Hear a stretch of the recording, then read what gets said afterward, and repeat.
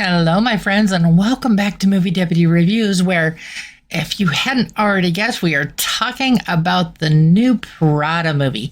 Now, which one am I referring to? If you are completely out of the loop, I am talking about the new Devil Wears Prada 2. This one is coming out 20 years after, and I love when movies do this. This one also takes place 20 years later in the movie.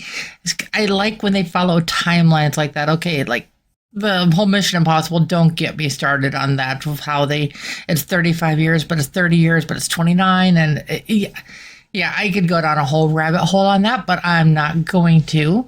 I may be a little distracted during today's show. I've got Patero up here on the desk with me, and we're going to see how well he's going to behave.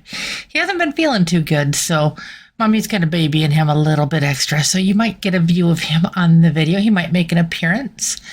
But today, the appearance that we are looking for is Miranda Priestley, Andy Sachs, and Emily. Now, if you're familiar with the first Devil Wears Prada movie, you're familiar with who these characters are. If not, this is a total chick flick. Sorry about that notification on my computer.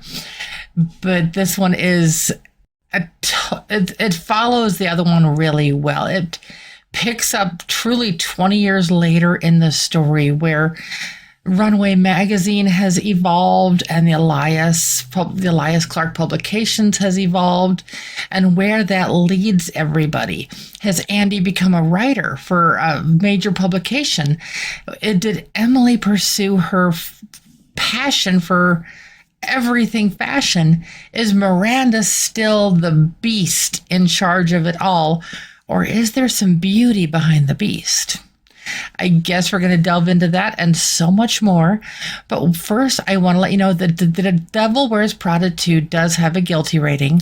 Just some of the content is not necessarily the safest for younger viewers.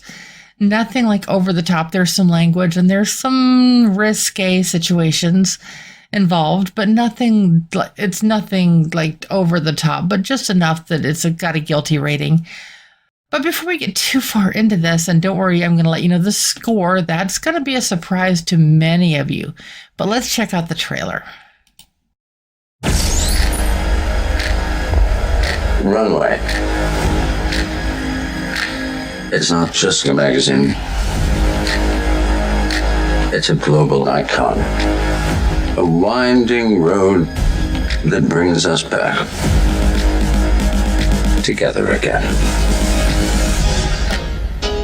Hello? Well, look what TJ Maxx dragged in. Sorry. Who is this? Do you know her? Do I know her? I'm Andy Sachs. Andrea. She was one of the Emilys. One of the what?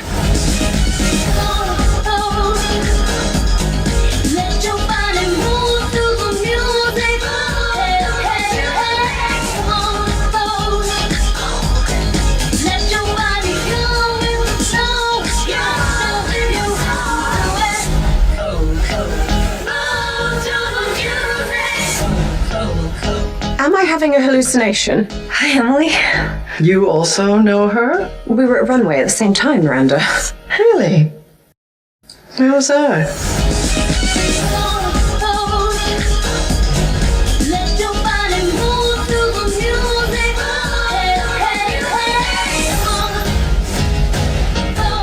Where would you like to start? I am the new features editor at Runway. No, you are not. Yeah, we are all so thrilled. You know what's funny is you've changed. You have. You're much more confident. Kept those eyebrows though, didn't you?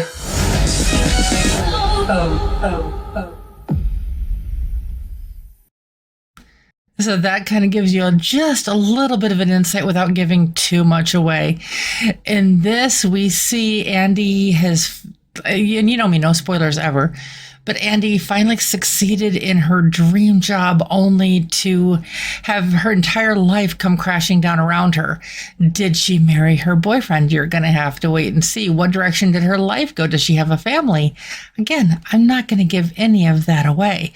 And the same goes for Emily. What happened with her life and how things progressed?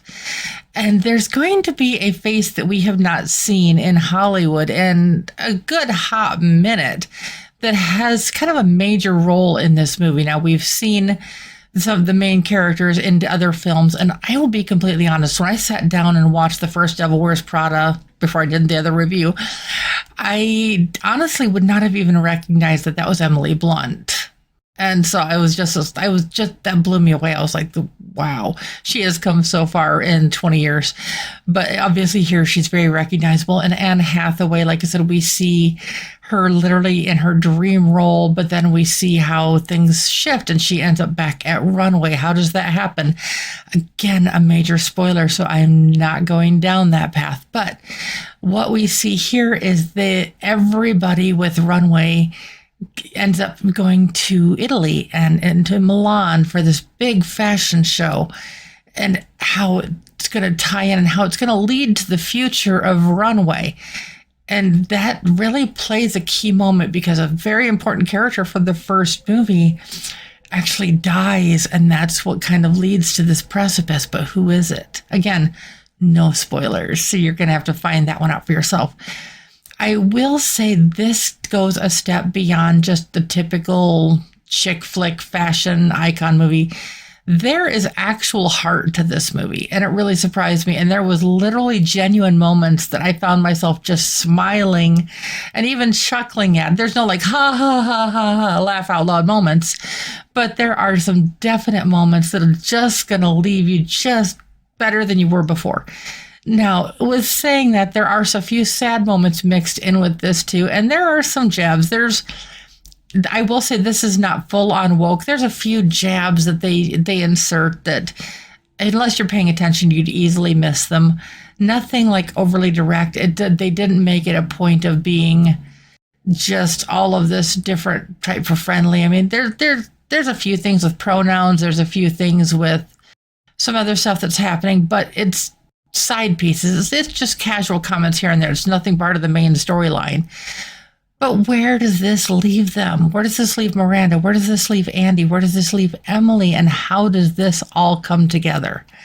Well, there is a twist that happens that even I did not anticipate. A lot of times, if you're paying attention to the details, you can kind of see where it's going. And in hindsight, after the movie was done, I'm like, maybe that could have been hinting to that, but it's like more indirect than direct. And I will say I was very pleasantly surprised when the movie was all said and done that I was just sitting there like, that was better than I thought. And I'm thinking this in my head, and just some random people just kind of came up to me, asked me what I thought of the movie. Usually I do that to them. Usually I'll just ask random people. And I was surprised. A lot of times sequels, especially ones that wait this long to have a sequel, they try too hard, or they fizzle out, or they just don't have the oomph.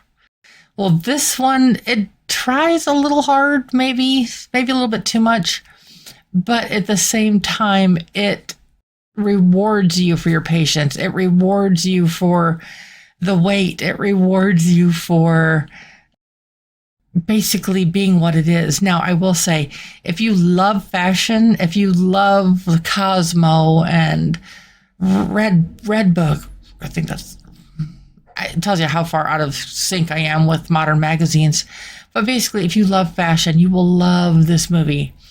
If you love the Hollywood drama and the Hollywood elite, you will love this movie. I mean, this kind of is a loose play on the whole Met Gala thing that was recently of like art is fashion, fashion is art type thing. Because I swear, some of these beauty shows that they have in Milan, I mean, like I said, I was a little bit a part of this life many years ago.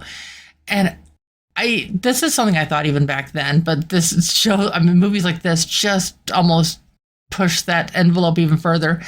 I think these designers try to create the most absurd, ridiculous things that are not even fashion. It's like once in a while they'll have a piece that's like, okay, that could maybe be fashion, or once in a blue moon you see, oh wow, that's beautiful. But a lot of these things are like, what was the point of this? What was the statement? This is not even clothing. Just with some of the absurdities that you see. And we see that here too. It's like, I don't know if they're honoring it, if they're making fun of it, maybe a little bit of both, but it's an adventure for sure, but only if you are into this lifestyle. Now, the part that I was talking about that is a surprise is this one did something that very few sequels do. The Devil Wears Prada 2 actually was a little bit better than the first one. Now, I'm going to give you a second to process that for a second. Yeah, it really was. Even the story was better. There's a few flaws in it, definitely, but it was just like, I was taken aback, genuinely taken aback by what I saw here. And I'm just like, just almost awestruck at times. And with saying that, I am giving The Devil Wears Prada 2 a 6.5 out of 10 on the deputy scale. Now, if you remember, I did give the first one, Devil Wears Prada, a 6.25. So we went up a quarter of a point. Now, that may not seem like much, but it's difficult for a movie to go from here to here. Usually movies go from here, down, down, down, down. Occasionally come back up a little bit, but it's usually a really slippery slope. I mean, just take a look at the Star Wars movies. That alone will fill you in on a lot right there, where it's like, you're on a roller coaster, basically. So is this the last that we are going to see of everybody at Runway Magazine? Is this the end of Runway Magazine? I guess you're going to have to wait and see, because I'm not spoiling any of that for you. You know me, no spoilers ever. But I hope you have enjoyed this adventure. If this is one that you've been wanting to see for a while, I definitely, if you liked the first one, you're going to love this one. If you are not into this world, if you are not captivated by fashion, if you are not captivated by the Hollywood, just the wow factor of it, both good and bad, this is probably not going to be a movie that you enjoy. But if you are into this type of lifestyle, if you are just captivated by fashion and the industry and the beauty and the glamour and all that, there's going to be a lot here to love.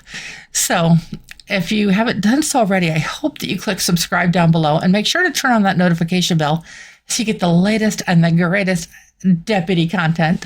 And as always, I will be back again soon. You're not going to want to miss our next review, because this is going to be fun. Bye.